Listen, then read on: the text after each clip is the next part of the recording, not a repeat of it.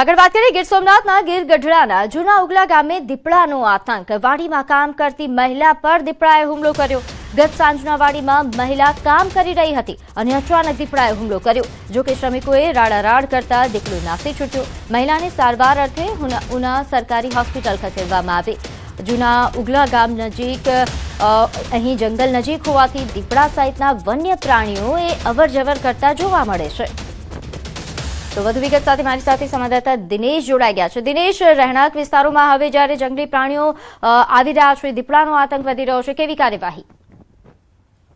જી બિલકુલ, આ જે ઘટના છે તે ગીર ગઢડાના જૂના ઉગલા ગામની ઘટના છે કે જ્યાં ગત મોડી સાંજના એક 48 વર્ષીય મહિલા છે કે જે પોતાના વાડી વિસ્તારની અંદર કામ કરી રહ્યા હતા અને તે દરમિયાન જ અચાનક જ દીપડાએ હુમલો કર્યો હતો અને તેમને ગંભીર ઇજાઓ છે તે પહોંચાડી હતી। જોકે ત્યારબાદ તેમને વધુ સારવાર અર્થે ઉના હોસ્પિટલ ખાતે ખસેડવામાં આવ્યા હતા। જોકે જોવા જઈએ તો સામાન્ય રીતે આ જે ગામડાઓ છે તે ગીર જંગલને અડીને આવેલા છે, પરંતુ ક્યાંક ને ક્યાંક હવે દીપડાઓ છે તે વધુ પડતા ગ્રામ્ય પંથકની અંદર દેખાઈ રહ્યા છે।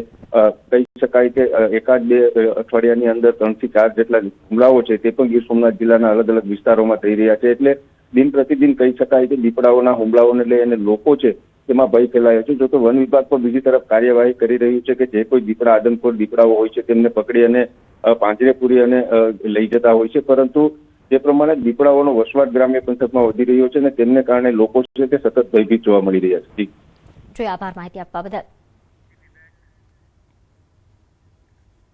આગળ વાત કરીએ ચાલુ ટ્રેને ઉતરતા પહેલા સાવધાન રહેજો। પાલનપુરમાં મુસાફરને ચાલુ ટ્રેને ઉતરવું ભારે પડ્યું।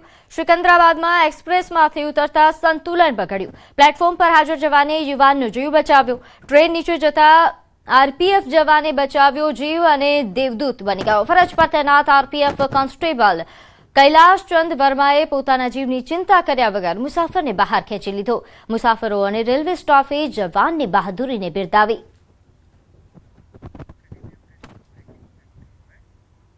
તો અમરેલીમાં વડિયા જેતપુર રોડ પર ચારણિયા નજીક હિટ એન્ડ રનનો બનાવ સામે આવ્યો છે। પૂરપાટ ઝડપે આવતી ઇકો કારે બાઇકને જોરદાર ટક્કર મારી, જેમાં 25 વર્ષીય બાઇક ચાલકનું ઘટના સ્થળે મોત થયું।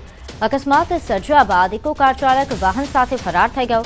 ઘટનાની જાણ થતાં જ જેતપુર અને વડિયા પોલીસ તાત્કાલિક ઘટના સ્થળે પહોંચી મૃતદેહને પીએમ અર્થે ખસેડવામાં આવ્યો। વડિયા સીએચસી ખાતે પોસ્ટમોર્ટમ થશે અને હાલ પોલીસે ફરાર કાર ચાલકને ઝડપી પાડવા માટે તપાસના ચક્રો ગતિમાન કર્યા।